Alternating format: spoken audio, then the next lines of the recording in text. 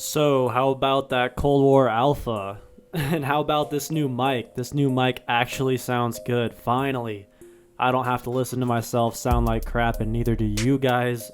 Thank God for that. But anyway, back to the Cold War Alpha. Let's just jump right into it. I get asked to do review videos and opinion videos, I guess is more what this is. Why? I don't know, but I do think I have a pretty level-headed approach to Cold War.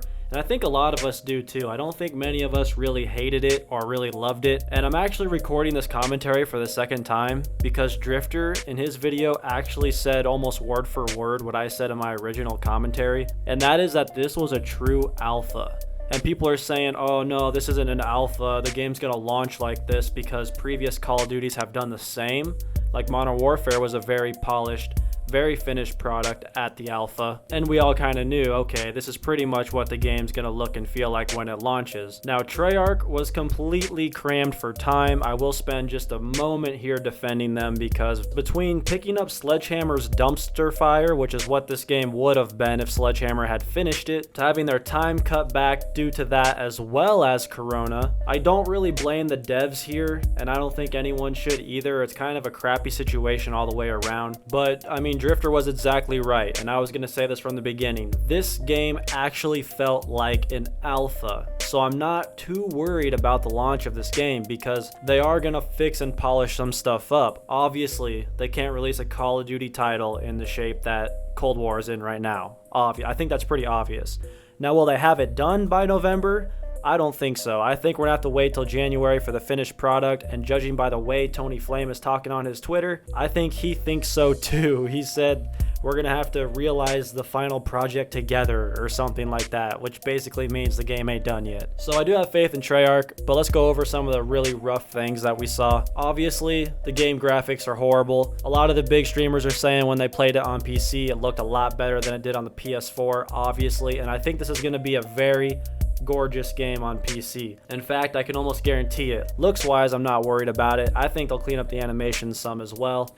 Will it ever reach Modern Warfare standard? Probably not. But as long as the gameplay is halfway decent, that's fine with me. The gunplay was alright. The movement was alright. I think that once again, it's going to feel a lot better on PC. It's going to feel a lot better when the finished product is finally out. The gunsmith is amazing. I absolutely love the gunsmith over Modern Warfare's. I like the idea of the gunsmith in Modern Warfare, don't get me wrong, but I absolutely hate Modern Warfare's create a class system. From being limited to only 10 classes to having every attachment nerf your gun, I'm not a fan of Modern Warfare's create a class system, and I think Treyarch is looking a lot better right now, especially with the introduction of wildcards back into the game and stuff like that. Now, two more things people were complaining about a lot was the netcode, and I didn't experience too many netcode issues. The time to kill did seem a little inconsistent, I suppose, but once again, that's something that they're going to remedy eventually. And skill-based matchmaking. I did experience my fair share of skill-based matchmaking.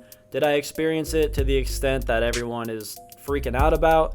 No, I'm like Exclusive Ace in this sense. I really didn't experience a ton of skill-based matchmaking. Something that bugged me more is playing the wrong game mode on the wrong map and the map's not having good flow. You can definitely tell that certain maps were made for certain game modes, and if you don't have those game modes when you play that map, the game does not play amazingly. So that bugged me more than SBMM did, but I do believe that some people are experiencing it pretty horribly, especially people who play in parties.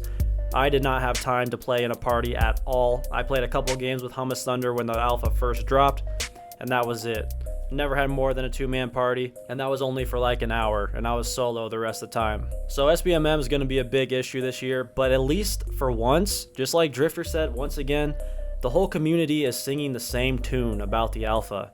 They all have the same gripe. There's a couple Modern Warfare fanboys who are saying the game looks like shit, it'll always look like shit, and the animations suck, so the game will always be bad. But most people are saying this game could be good, but SBMM is absolutely horrible.